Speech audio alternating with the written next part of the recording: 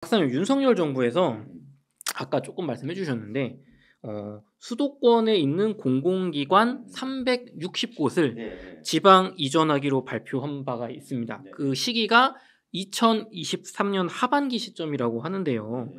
그럼 서울 수도권 부동산에 이게 악재일까요? 어느 정도 영향을 좀 줄 수 있을까요? 저는 어느 정도 시장을 짓누르는 효과가 있을 거라고 봅니다. 좀 크게 영향이 안 좋게 있을 것이다. 그렇죠. 가격적인 측면에서. 네. 그래서 지금 360곳인데 네. 이게 한 6만 명 정도 된다고 그랬어요. 직원 수가요. 예. 근데 규모는 크지 않아요. 그러니까 약간 중소 규모의 어떤 거는 공공기관들. 한 200에서 한 300명 정도? 요 정도 된다고 얘기를 들었거든요. 네네. 그래서 이게 6만 명이 1차 공공기관 이전 때하고 비슷해요. 우리가 1차 공공기관 네. 이전에 뭐 주로 이명박 대통령 2012년 예. 이럴 때 많이 내려갔죠. 내려갔는데 주택 시장의 이 수요로 본다면은 탄탄한 계층이란 말이에요. 또 자금력도 좀 있고 직장도 확실하고. 공기업이니까 네. 요새는 또 맞벌이잖아요. 그래서 이 중산층인데 어떻게 보면은 네. 이게 지방으로 내려가면은 수요의 공백이 일부 발생할 수 있다고 저는 보는 거죠. 물론 서울에 있는 사람이 이 집을 팔고 가지는 않겠죠. 학습 효과가 있더라고요. 그 학습 효과도 일부 네. 작용할 거라고 저는 세종시 갈 때 팔고 네, 갔더니 이게 안 되더라. 그래서 그렇지만 더 좋은 집으로 옮길 필요는 없죠. 그쵸. 나는 뭐 지방에서 굳이 뭐 이거 팔고 또 사거나 뭐 이럴 필요는 하나 없죠. 더 사지는 않겠죠. 그리고 음. 아예 신입 사원들은 거기다 집을 살 거 아니에요. 그쵸. 서울에 뭐 집이 있는 상태가 아니니까. 나는. 아니면은 그런 측면에서 보면은 이게 이제 이 2012년 이럴 때보다는 쇼크가 좀 덜할 거로 봐요. 다만 수도권 주택 시장에서 어떻게 보면은 수요를 좀 둔화시키는 요인으로는 작용할 것 같다. 이렇게 보는 거죠. 왜냐 2011년, 2012년 이럴 때의 수도권의 어떤 하우스푸어 사태가 이 바로 지방으로 주택 수요가 남아한 게 이 남쪽으로 내려간 게 적지 않은 저는 영향을 미쳤다고 저는 보는 거죠. 그때 지방은 홀로 날았으니까요. 그렇죠. 그런 측면에서 보면은 수도권 주택 시장을 너무 긍정적으로 볼 필요는 없다고 이제 보는 거죠. 그래서 제가 아주 급한 사람은 뭐 고점 대비 낙폭이 큰 아파트를 사더라도 그렇지 않으면은 좀 여유를 가지고 사도 괜찮겠다. 이런 말씀을 드리는 요인 중에 하나가 이 공기업 임직원들의 지방 이전 이 충격도 저는 미칠 거라고 보고 있는 거죠. 과거 2012년 그때 1차 이전 때 가격이 많이 이제 11년, 12년에 많이 하락했던 시기니까 요번에도 뭐 비슷한 규모가 가기 때문에 좀 악재가 있을 것이다. 적어도 수요가 빨리 이분들이 집을 뭐 갈아탄다거나 한 채 더 사거나 그런 거는 빠질 거기 때문에 분명히 악재가 맞다. 네, 악재도 큰 악재죠. 큰 악재다. 6만 명이면 커요. 6만 명 신도시 규모도 어떻게 보면 큰 거죠. 그러면은 박사님 반대로 얘기를 하면 이분들이 가는 지방 입장에서는 공공기관 이전이 되는 지방에는 좀 큰 호재로 좀 작용을 할 수 있을까요? 그렇죠. 이번에는 그 혁신도시로 들어가는 것도 있지만 기존 시가지로 이렇게 이전한다는 또 그런 얘기들이 있어요. 구시가지로 쪽으로 간다. 그래서 아마 그쪽 시장은 회복이 조금 빨라지는 효과가 있지 않을까 이렇게 보는 거죠. 그럼 특히 지방 무조건 오른다는 얘기 아니라 아무래도 그쪽에서 뭐 전세를 구할 수 있을 거 아니죠. 전세를 구할 수도 있고 아니면 또 뭐 요새 뭐 저 혁신도시처럼 아예 뭐 서울로 이렇게 뭐 저 주말마다 올라오고 이런 경우도 생기겠지만 어쨌든 그 중에 또 머무르는 분도 있으니까 지방에서는 분명히 활성화 요인이다 이렇게 보고 있는 거죠.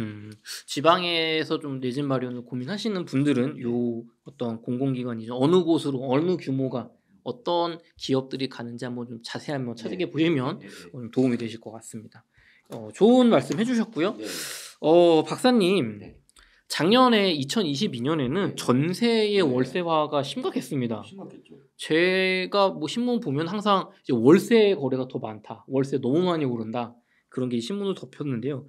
요즘에는 다시 전세 거래가 늘고 있다고 하는데 이게 좀 무슨 얘기인가요? 그러니까 수요자들이 싼 데로 움직이는 거예요. 싼 데로 움직인다. 전세가 싸니까 많이 빠졌으니까. 엄청 떨어졌죠 사실. 뭐 그러니까 시장이 우리가 항상 옛날 생각, 그러니까 보도대로만 움직인다고 생각해요. 보도는 또 바뀌어. 그러니까 우리는 그 동안에 이제 전세가 사라지고 월세가 될 거다. 월세가 될 거다. 근데 이 모든 큰 흐름은 월세로 가는 과정이에요. 근데 이게 왔다 갔다 하거든요. 이게 출렁출렁하면서 비율적으로 월세화가 되는 건 맞지만 이게 그냥 완전 쭉 갈라지는 건 아니다. 이건 잔물길이에요. 약간 전세 거래가 늘어나는 거는 그거는 여러 가지 원인이 있죠. 아까 말씀드린 것처럼 전세가 당연히 싸니까요.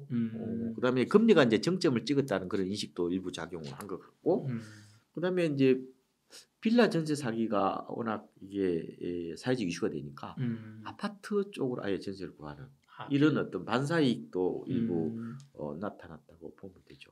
지금은 어떻게 보면은 월세보다 전세로 가는 게 더 싸울 수도 있죠. 전월세 전환율로 봤을 때 일부 아파트들 제가 몇 군데 계산을 해봤는데 월세가 더 비싸더라고요. 전세가 더 싸요. 자기 목돈 있는 사람들은 당연히 물론 요새 대출 받아서 전세로 가긴 하지만 절대 가격이 많이 떨어진 상황에서는 목돈이 많이 어떻게 보면은 추가적으로 필요한 게 덜 하잖아요. 그쵸, 대출을 그쵸, 덜 낸다는 거지 그러면 당연히 전세로 들어가지. 그리고 들어가면 뭐 집주인이 안 들어오면 4년 동안 또 살 수 있는 기회도 있고 오죽하면 전세로 들어가고 싶어 하죠. 그러면은 박사님 그 이자가 대출 금리가 계속 올라간다면 전세자금 대출도 부담이 되니까 지금 고정금리는 월세화가 많이 됐다고도 볼 수 있는데 사실 월세 가격이 지금 KB 통계로 봐도 제 기억에 21년 한 하반기 시점 이후로 계속 올랐거든요. 그렇죠? 그래서 실제로 가격을 찍어보면 놀랍도록 많이 월세가 오른 아파트들이 많습니다. 맞아요. 월세가 많이 올랐죠. 그러면은 이 추세가 전세가 지금 굉장히 많이 떨어진 상태에서 역전세난도 짓누르고 있는데 월세는 사실 이 전환율 따져봤을 때는 오히려 비슷하거나 더 올라왔단 말이에요. 전에는 얘가 쌌으니까 메리트가 있었는데 월세가 지금 더 높아졌다고 봤을 때 앞으로 전세가가 오르지 못하는 상황에서 월세가 더 올라갈 수 있을까요? 아니요, 쉽지 않죠. 그럼 이제 월세도 거의 오를 만큼 이제 거의 한계치에 다다랐다. 월세는 대체적으로 금리하고 연동돼 있는 거예요. 월세 전환율은 여러 가지 요인이 있거든요. 네. 근데 그 중에 가장 큰 거는 금리죠. 금리가 오르니까 뭐예요? 당연히 월세가 더 올라가는 거죠. 그렇게 보시면 되고 그게 아마 균형점이 어느 정도 될지 한 연말 정도로 보면 안 될까요? 전세 시장도 하반기로 가면 갈수록 괜찮을 겁니다. 괜찮을 것 같고 또 그때쯤이면 또 금리가 진짜 정점이다. 그러면은 시장 금리는 좀 낮아질 수 있거든요. 그러면은 당연히 월세 전환율도 조금 낮아질 가능성이 있다고 보는 거죠. 기준금리가 정점으로 뭐 올해 말 내년 초까지 가더라도 이제 더 이상 미국이나 우리가 기준금리 올리지 않겠다라는 확신이 든다면 시장금리 빨리 움직이죠. 시장금리는 이제 그 국채에 연동돼 있는 거니까 조금 더 내려가서 조금 더 우호적인 환경이 금융채나 뭐 가령 뭐 네. 국채나 이런 쪽에 뭐 연동이 될 수 있는 거니까 좀 빨리 움직이죠. 그래서 내가 월세로 낼 건지 아니면 전세로 낼 건지 이 판단은 역시 매물을 보고 판단하시면 될 것 같아요. 오히려 지금은 월세보다 전세가 더 유리할 수 있어요. 진짜 싼 매물들은 특히 입주단지 이런 데들은 훨씬 더 유리할 수 있거든요. 그 역시 이 고정관념을 갖지 마시고 그래서 이제 옛날에는 이랬잖아요. 우리가 이 고금리 사태가 터지기 전에는 월세가 비싸다 그랬잖아요. 돈을 막 바닥에 뿌리고 다닌다. 그렇잖아요. 근데 오히려 이게 대출 금리가 급격히 올라가니까 오히려 월세 사랑이 유리했죠. 그렇죠. 근데 이제 다시 또 뭐예요? 대출 금리가 낮아지면 어때요? 또 전세 사랑이 유리하다니까요. 그래서 이게 왔다 갔다 하기 때문에 항상 고정관념을 갖지 마시라는 거 자꾸 말씀을 드리는 거예요. 시장 끊임없이 변하는 거예요. 무조건 전세, 월세가 유리하다 이렇게 단정히 짓지 마시고 비교해보고 판단하시는 사시는 아파트의 가격을 좀 비교를 해보셔서 전세 대출 금리랑 월세랑 비교해서 또 옆에 신축 단지에 또 싸게 나오는 곳도 있으니까 전세가 그렇죠. 알겠습니다.